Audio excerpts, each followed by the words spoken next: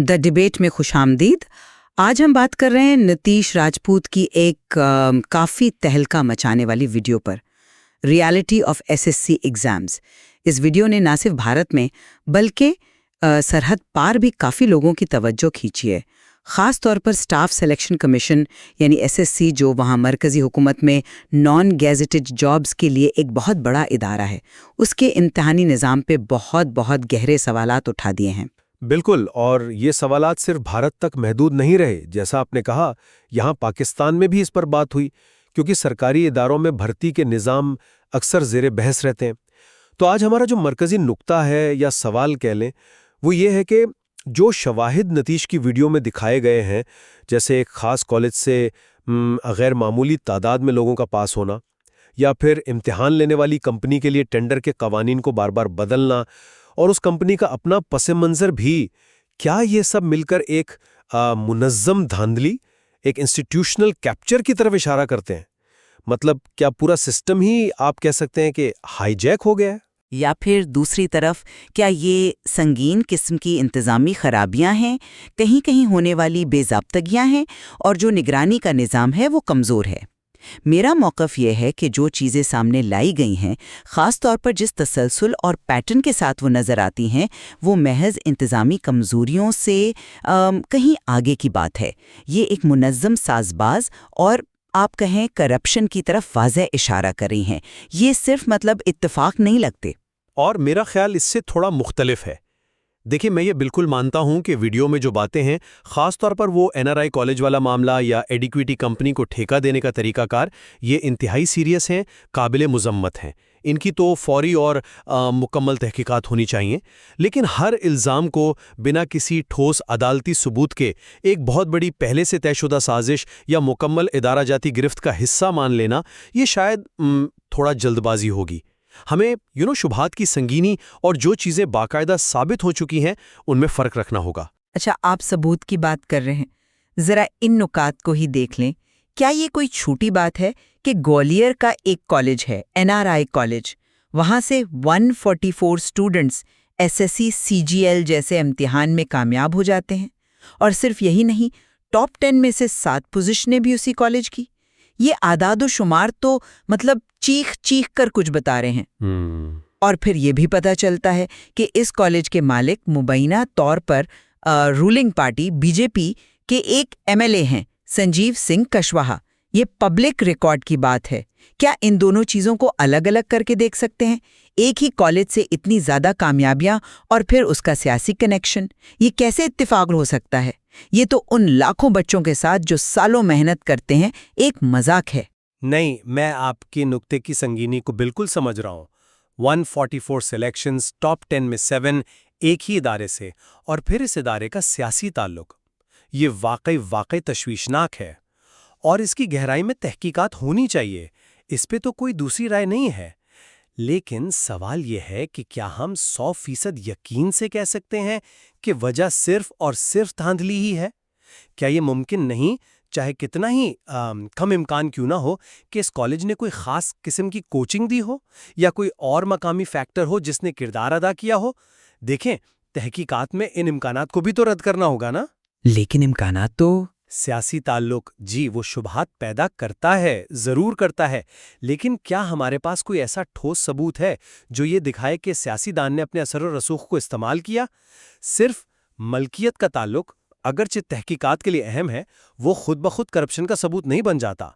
हमें यह भी देखना होगा कि क्या माजी में किसी और कोचिंग सेंटर ने भी कभी ऐसे, शायद इतने बड़े पैमाने पर नहीं, लेकिन गैर मामूली नताइज दिए हैं। आप कोचिंग की बात कर रहे हैं, मगर कहानी सिर्फ कॉलेज पर ख़त्म नहीं होती। आप ज़रा इस पैटर्न को देखें जो इम्तिहान लेने वाली कंपनी एडुकिटी के इंतखाब में नज़र आया। नीतीश की वीडियो के मुताबिक टेंडर बार बार निकले। एडुकिटी शुरू में कई बार टेक्निकल या माली शराइत पूरी नहीं कर सकी, फिर टेंडर कैंसिल हुए, और फिर कवानीन में ऐसी तब्दीलियां की गईं जिनसे एडुकिटी अहल हो गई। मिसाल के तौर पर अहलियत का मेयार बदल दिया, टर्नओवर की शर्त बदल दी, आईटी प्रोफेशनल्स की तादाद की शर्त बदल दी, हत्ता कि CMMI सर्टिफिकेशन, जो आईटी में क्वालिटी का एक पैमाना है, اس کی ویٹیج کو بھی مبینہ طور پر بدلا گیا تاکہ ایڈیکویٹی مقابلے میں آ سکے۔ خاص طور پر جو ایس ایس سی اور این ٹی اے کے نومبر 2023 کے ٹینڈرز تھے ان میں یہ تبدیلیاں بہت واضح ہیں، اور یہ سب اس طرح ہوا کہ ٹی سی ایس جیسی بظاہر زیادہ مضبوط کمپنی جس کا ٹیکنیکل سکور 94.22 بتایا گیا، اس کے مقابلے میں کم سکور والی ایڈیکویٹی جس کا سکور 87.88 تھا، اسے فائدہ پہنچ گیا۔ یہ تو لگتا ہے جیسے پورا کھیل ہی انجینئر تھا۔ دیکھیں، یہ جو پیٹرن آپ بتا رہے ہیں نا، ٹینڈر کے قواعد میں بار بار تبدیلی اور ان تبدیلیوں کا ایکویٹی کے حق میں جانا، یہ واقعی سنگین سوالات اٹھاتا ہے۔ اس کی تو مکمل اور شفاف تحقیقات ہونی چاہیے، بالکل۔ خاص طور پر وہ جو کیو سی بی ایس ماڈل والی بات ہے، یعنی کوالٹی اور قیمت کی بنیاد پر انتخاب، اس میں تبدیلی کا ذکر اہم ہے۔ اگر واقعی ٹیکنیکل قابلیت کے وزن کو 70 سے کم کر کے 65% کیا گیا اور مالی بولی کے وزن کو 30 سے بڑھا کر 35% کیا گیا، تو ظاہر ہے اس کا مطلب تو یہی ہے کہ کم ٹیکنیکل سکور والی کمپنی بھی اگر بہت کم بولی دے دے تو کیکا لے سکتی ہے۔ بالکل، یہ فیصلہ بذات خود وضاحت مانگتا ہے۔ لیکن کیا ہم یہ فرض کر سکتے ہیں کہ ہر ٹینڈر کی منسوخی یا ہر تبدیلی کا واحد مقصد صرف ایکویٹی کو نوازنا تھا؟ کیا اس میں بیوروکریسی کی اپنی سستی یا دوسری کمپنیوں کے قانونی اعتراضات یا پالیسی میں کوئی حقیقی اگرچہ ناقصی صحیح تبدیلی کا کوئی امکان نہیں؟ جب تک تحقیقات میں بدنیتی کے ناقابل تردید ثبوت سامنے نہ آئیں، ہمیں دوسرے امکانات کو بھی ذہن میں رکھنا چاہیے۔ اچھا، چلیں متبادل امکانات۔ ذرا ایڈیکویٹی کی مالی کارکردگی بھی دیکھ لیں۔ ویڈیو کہتی ہے کہ کمپنی کا ریونیو کووڈ والے سال میں 7 کروڑ تھا، جو 2023 تک 130 کروڑ سے زیادہ ہو گیا، اور یہ اضافہ خاص طور پر سرکاری ٹھیکے ملنے کے بعد ہوا۔ کیا یہ نارمل بزنس گروتھ ہے یا جسے کہتے ہیں کرونی گروتھ، یعنی سیاسی سرپرستی میں ترقی؟ جب ایک کمپنی ٹینڈر رولز میں تبدیلی کے بعد بڑے سرکاری کانٹریکٹ لے اور پھر اس کی آمدنیوں آسمان سے باتیں کرے تو سوال تو اٹھے گا نا؟ نہیں، مالی نمو کا یہ گراف تو واقعی چونکانے والا ہے، اور اس کی تو مکمل جانچ ہونی چاہیے۔ کرونی گروتھ کا الزام بہت سنگین ہے، اور اسے ثابت کرنے کے لیے ٹھوس شواہد چاہیے ہوں گے، جیسے ٹھیکے دینے کے عمل میں کوئی براہ راست گڑبڑ کا ثبوت یا کمپنی کے اکاؤنٹس میں کوئی بے قاعدگی۔ کیا کمپنی اس ترقی کی کوئی قابل قبول کاروباری وجہ بتا سکتی ہے، جیسے مارکیٹ میں پھیلاؤ یا کوئی نئی سروس؟ ظاہر ہے یہ تحقیقات کا ایک اہم حصہ ہونا چاہیے کہ یہ ترقی ہوئی کیسے۔ صرف تیز رفتار ترقی بذات خود غیر قانونی نہیں، لیکن جن حالات میں ہوئی ہے وہ اسے مشکوک ضرور بنا دیتے ہیں۔ اور اب ذرا بولی کی بات کریں۔ فائنل راؤنڈ میں ایکویٹی نے مبینہ طور پر صرف 17 روپے فی طالب علم کی بولی دی۔ 17 روپے؟ جی، 17 روپے 1 پیسہ فی طالب علم، جبکہ ٹی سی ایس جیسی بڑی کمپنی جس کا اپنا انفراسٹرکچر ہے، اس نے 31 روپے فی طالب علم کی بولی دی تھی۔ ایک اور کمپنی نے 28.9 روپیز کی۔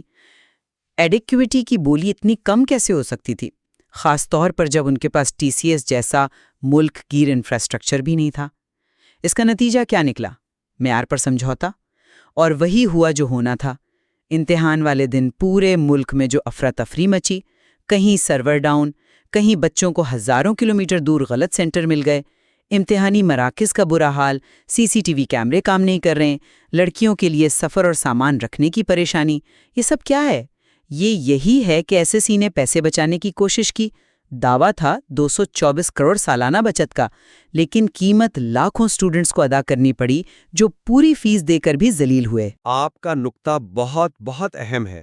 صرف 17 روپے فی طالب علم میں پورے ملک میں کمپیوٹر بیسڈ ٹیسٹنگ، وہ بھی معیاری طریقے سے کروانا، خاص طور پر جب کمپنی کے پاس اپنا بڑا انفراسٹرکچر نہ ہو، یہ بظاہر تو ناممکن سا لگتا ہے۔ کم بولی بذات خود غیر قانونی نہیں ہوتی، ٹھیک ہے، لیکن یہ کمپنی کی قابلیت اور معیار فراہم کرنے کی اہلیت پر بہت سنجیدہ سوال اٹھاتی ہے۔ یہاں ایک اہم سوال یہ بھی ہے کہ کیا ٹینڈر کے رولز میں ذیلی ٹھیکیداری یعنی سب کانٹریکٹنگ کی اجازت تھی؟ ویڈیو میں ذکر ہے کہ تھی اور کچھ چھوٹی کمپنیوں کے نام بھی آئے جو مبینہ طور پر یہ کام کر رہی تھیں۔ جی بالکل۔ اگر سب کانٹریکٹنگ کی اجازت تھی تو مسئلہ صرف ایڈیکویٹی کی کم بولی کا نہیں بلکہ ٹھیکیداری کے اس پورے ماڈل کا ہے جس میں شفافیت اور جواب دہی ظاہر ہے کم ہو جاتی ہے۔ جب کام آگے کئی کمپنیوں میں بڑھ جاتا ہے تو ہر لیول پہ پروفٹ کا مارجن رکھا جاتا ہے اور آخر میں جو سروس ملتی ہے یعنی طالب علم کو اس کا معیار گر سکتا ہے۔ امتحان والے دن کی بد انتظامی تو ناقابل قبول ہے، لیکن اس کی ذمہ داری کس پر ہے؟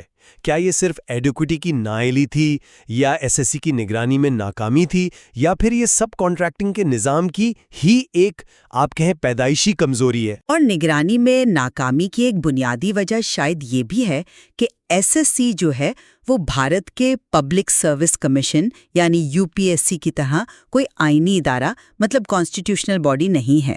آئینی ادارہ ہونے کا مطلب ہوتا ہے کہ اسے آئین کے تحت خاص اختیارات اور تحفظ ملتا ہے جو اسے سیاسی مداخلت سے کچھ حد تک بچاتا ہے۔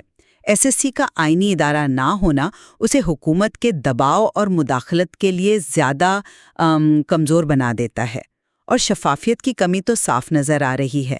ویڈیو میں یہ بھی کہا گیا کہ نئے ٹینڈر کے ٹیکنیکل سکورز کو خفیہ رکھا گیا جبکہ پرانے سکورز غلطی سے میڈیا میں لیک ہو گئے۔ یہ سب کیا ظاہر کرتا ہے؟ کیا یہ انسٹیٹیوشنل کیپچر کی علامات نہیں ہے؟ مطلب وہ صورتحال جب کوئی سرکاری ادارہ عوام کے بجائے کچھ خاص طاقتور لوگوں، سیاستدانوں یا بزنس کے مفادات کے لیے کام کرنے لگے اور اپنے اصل مقصد سے ہٹ جائے۔ میں آپ کی اس بات سے بالکل متفق ہوں کہ ایس ایس سی کا آئینی ادارہ نہ ہونا اس کی خود مختاری اور غیر جانبداری کے لیے ایک ممکنہ بلکہ ایک بڑی کمزوری ہے۔ آئینی تحفظ نہ ہو تو اس پر انتظامی اور سیاسی کنٹرول نسبتاً آسان ہو جاتا ہے۔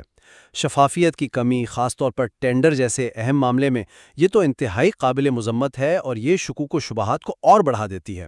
آپ کا انسٹیٹیوشنل کیپچر کا نقطہ بہت اہم ہے اور یہ ایک سنگین الزام ہے، لیکن کیا جو شواہد ابھی تک سامنے ہیں ان کی بنیاد پر ہم یہ کہہ سکتے ہیں کہ یہ ادارہ مکمل طور پر یرغمال بن چکا ہے، یا یہ شدید بد انتظامی ہے، احتساب سے بچنے کی کوششیں ہیں اور شاید کچھ کرپٹ لوگوں کی کارستانیاں ہیں؟ مکمل کیپچر ثابت کرنے کے لیے شاید مزید گہرے اور براہ راست ثبوت چاہیے ہوں گے، جیسے فیصلہ سازی کے عمل میں منظم مداخلت کے ناقابل تردید ثبوت یا اعلیٰ سطح پر گڑھ جوڑ کے عدالتی ثبوت۔ ہمیں یہ فرق کرنا ہوگا کہ کیا نظام بنیادی طور پر ہی کرپٹ ہو چکا ہے یا اس میں سنگین خامیاں ہیں جنہیں ٹھیک کیا جا سکتا ہے۔ آخر میں اپنی بات کو سمیٹتے ہوئے یہی کہوں گی کہ اگر ہم سارے شواہد کو ملا کر دیکھیں، ایک ہی کالج سے وہ مشکوک نتائج، اس کالج کا سیاسی کنیکشن، ٹینڈر کے قوانین میں بار بار وہ تبدیلیاں جو ایک خاص بظاہر کم اہل کمپنی کو فائدہ پہنچاتی ہیں، ٹیکنیکل قابلیت پر ایک ناقابل یقین حد تک کم بولی کو ترجیح دینا جس کے نتیجے میں امتحان والے دن پورے ملک میں بد انتظامی ہوئی، اور پھر احتجاج کرنے والے طلباء کے خلاف طاقت کا استعمال، یہ ساری کڑیاں مل کر ایک ایسی تصویر بناتی ہیں جہاں لگتا ہے کہ ایس ایس سی کا نظام چند طاقتور لوگوں کے ہاتھوں میں کھیل رہا ہے۔ یہ لاکھوں غریب اور مڈل کلاس نوجوانوں کے مستقبل کا سوال ہے جن کے لیے سرکاری نوکری اکثر آپ جانتی ہیں معاشی ترقی کا واحد راستہ ہوتی ہے۔ اس صورتحال میں فوری اور گہری اصلاحات، مکمل شفافیت اور ذمہ داروں کے کڑے احتساب کی ضرورت ہے۔ میں ان بے ضابطگیوں کی سنگینی کو پوری طرح مانتا ہوں، اور یہ بلا شبہ لاکھوں امیدواروں کے ساتھ سراسر زیادتی ہے۔ ان کا غصہ، ان کے خدشات بالکل جائز ہیں، تاہم میں پھر بھی احتیاط پر زور دوں گا۔ ہر الزام، چاہے وہ کتنا ہی سنگین کیوں نہ لگے، اسے ثابت شدہ حقیقت ماننے سے پہلے مکمل اور غیر جانبدارانہ تحقیقات اور اگر ضرورت پڑے تو عدالتی جانچ پڑتال کا عمل مکمل ہونا چاہیے۔ شبہات بہت گہرے ہیں، اس میں کوئی شک نہیں، لیکن قانونی طور پر انہیں ثابت کرنا ضروری ہے۔ ہو سکتا ہے اصل مسئلہ انفرادی یا گروہی کرپشن سے بھی بڑھ کر نظام کی بنیادی کمزوریوں میں ہو، جیسے شفافیت کی مکمل کمی، ایس ایس سی کی آئینی حیثیت کا نہ ہونا جس سے اس کی خود مختاری پر فرق پڑتا ہے، اور نجی کمپنیوں کو ٹھیکے دینے اور پھر ان کی نگرانی کرنے کے طریقہ کار میں سنگین خامیاں۔ ہمیں ان بنیادی ساختی مسائل پر توجہ دینی ہوگی تاکہ مستقبل میں ایسے واقعات نہ ہوں۔ नितेश राजपूत की वीडियो और उस पर जो बहस छिड़ी है, उसने बिलाशुबा भारत के एक अहम इम्तिहानी निज़ाम की संगीन कमज़ोरियों और मुमकिना गड़बड़ियों को सबके सामने ला खड़ा किया है। ये एक ऐसा मामला है जिस पर वाकई संजीदा तवज्जो की ज़रूरत है। बिल्कुल। और इन पेचीदा मसाइल का मुख्तलिफ ज़ावियों से जायज़ा लेना, जैसा कि हमने आज कोशिश की, बहुत ज़रूरी है। सिर्फ इसी तरह हम असल वजूहात की तह तक पहुंच सकते हैं और ऐसे इक़दामात तजवीज़ कर सकते हैं जिनसे मुस्तक़बिल में लाखों नौजवानों के ख्वाबों को मुमकिना नाइंसाफ़ियों से बचाया जा सके। इस मवाद में यकीनन मज़ीद गहराई में जाने, इजाफ़ी शवाहिद को जांचने और पूरी तस्वीर समझने के लिए मज़ीद तहक़ीक़ और तज्ज़िये की बहुत गुंजाइश मौजूद है।